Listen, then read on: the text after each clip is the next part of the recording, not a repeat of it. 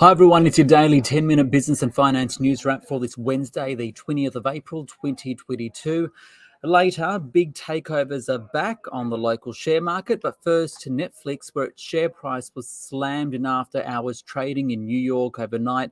Shares lost about $54 billion. And the question is, Netflix about to stop password sharing? Well, for the first time in a decade, the streaming service provider lost subscribers, down 200,000 in the first 3 months of the year. So what's the company going to do about it, and how will it affect its users? For more, Richelle Harrison Plesse spoke with Tama. He's a professor of internet studies from Curtin University. The number of Netflix subscribers has fallen for the first time in 10 years. And apparently that's due to some price hikes in key markets, but also Netflix pulling out of Russia amid the conflict in Ukraine. But surely there are other factors. Would you be able to sort of tell us about that? Absolutely. So there's a lot going on in the streaming market. So Netflix has had unprecedented growth for a huge amount of time compared to most other types of entertainment. And it's certainly true that while it's the market leader, everybody else in the market has basically reorganized and refocused on streaming. The pandemic sort of supercharged those places, those industries, those groups that had already been starting to work around moving into streaming, all through everything they had into that development. So Disney is probably the biggest example. Disney Plus launched just at the beginning of the pandemic, and Disney Plus already has, I think, around 130 million subscribers. So for a relatively new player, it's an astronomically sized competitor to Netflix, which really didn't have a huge amount of competition in the streaming market.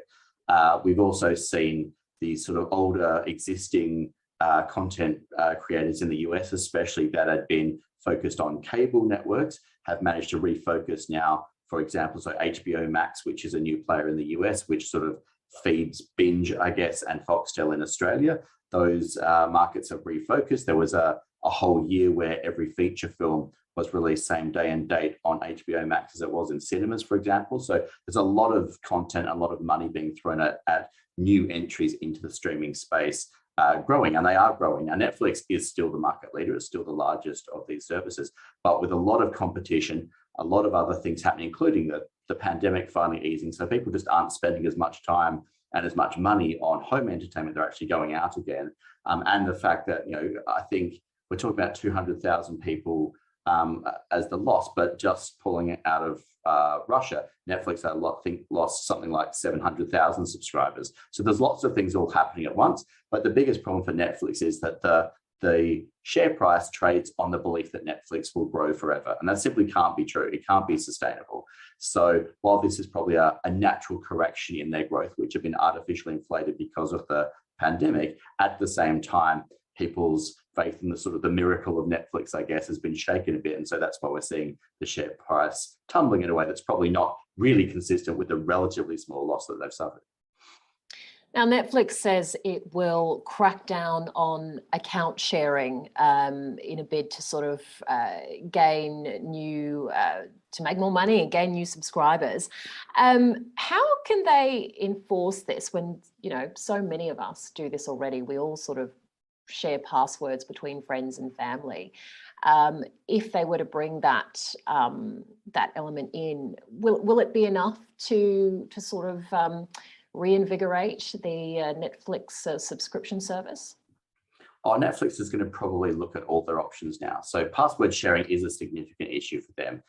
They certainly have the technical capacity. They know what devices you're watching from, and if one family is watching across 15 devices, that's probably a sign that maybe some of those aren't family members that live in the same house, for example. And it might be that Netflix is more carefully defining what a family or a group is. It might define it as a household, so you have to be physically proximate, not just related to each other, for example. And I do think Netflix hasn't really focused on that because growth has been, as long as growth happens, then that's a secondary concern. And you are going to have a backlash when you start blocking people and saying, no, you're not a member of this family or this household. So I do think there are subscribers to be gained in policing that more fully. But at the same time, there is some ill will that will bring that Netflix has simply not wanted to confront that yet, because it's a growth strategy that looks not desperate, but it's a growth strategy when your other strategies aren't doing as well. And it's also true that Netflix is flirting with something it said it would never do, which is it's considering maybe having a much cheaper tier, which is ad supported. So Netflix has always been adamantly, we will never have ads. And that in the last 6 months, that rhetoric has changed to, we don't really like ads. And now today, for the first time, we heard, well, maybe an ad supported layer, which is much cheaper, isn't the worst idea in the world. And that basically says Netflix is putting everything back on the table. It knows it needs to regain growth. And if that means having a much cheaper version with advertising embedded in it, then Netflix is opening that door really for the first time. So it is clearly considering any way that it can to reinvigorate growth. It knows that it's in a marketplace where it's got much, much stronger competition. So I think we will see all of these options probably played out. Tama there from Curtin University speaking with Richelle Harrison Plesse. Now to the Australian share market, which rose today, but only just. The S&P ASX 200 up by 0.1% to 7,569. Earlier in the session, it did touch record levels. And that's because one sector did particularly well, that's health, amid a big takeover. For more, I spoke earlier with Luke Laretive from Seneca Financial Services. Yeah, positive lead from Wall Street overnight certainly helps Ricardo. Though interesting today on the ASX, it's more the defensive industrial names that are sort of dragging the market higher.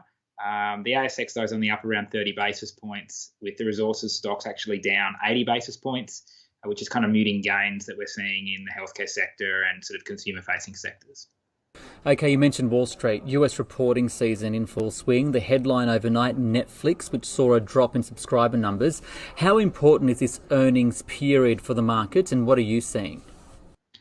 Yeah, look, reporting season always important, and for many of our ASX-listed companies, they've got counterparts, customers, suppliers over in the US from who we can really gain valuable insights from during reporting season.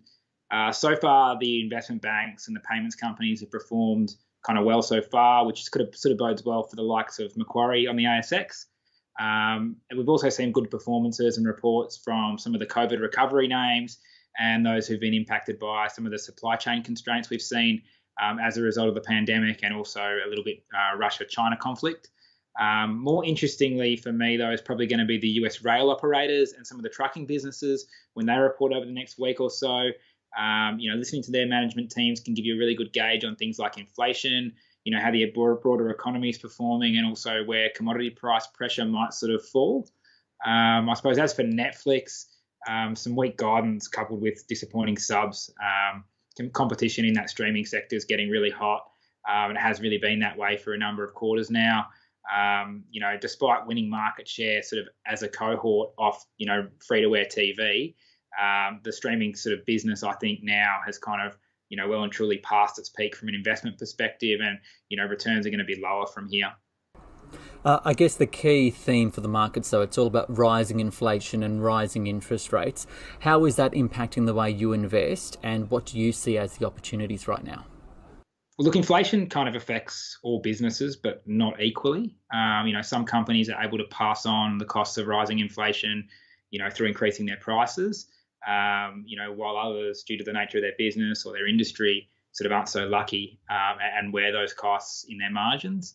I suppose for us at Seneca, regardless of sort of the economic cycle or, timing of the markets, we kind of have a distinct preference for high quality businesses. And that really means businesses that are able to grow independently of the economic cycle and kind of able to maintain or grow margins, independent of inflationary pressure. So that means, pricing power essentially. And those kind of businesses are generally conservatively run and sort of have adequate cash reserves, should opportunities present themselves. And so that's just kind of the companies that we like to invest in generally. So, right now, we're seeing a lot of investors taking a lot of interest in the commodity sector and some of the resources names.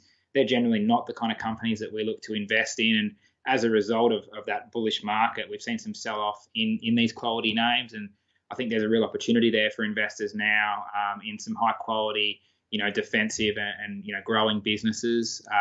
Computershare, ARB Corporation, Collins Foods, Aristocrat Leisure are the kind of names that spring to mind for me as businesses that are able to sustain margins and grow sort of regardless of the economic outlook. And finally, if we can just get some commentary on what I think is probably the biggest corporate story of the day, that's Ramsay Health Care, received a $20 billion takeover bid for the company. What's the appeal? Well, from what I've read, and probably I'm no better read than anybody else, but it seems like management are open to the idea, and I suspect private equity suitors may continue to emerge for Ramsay. I don't think KKR are they're unlikely to be the only PE firm that are interested in Ramsay now that sort of management have indicated, look, we're open to offers, for lack of a better word.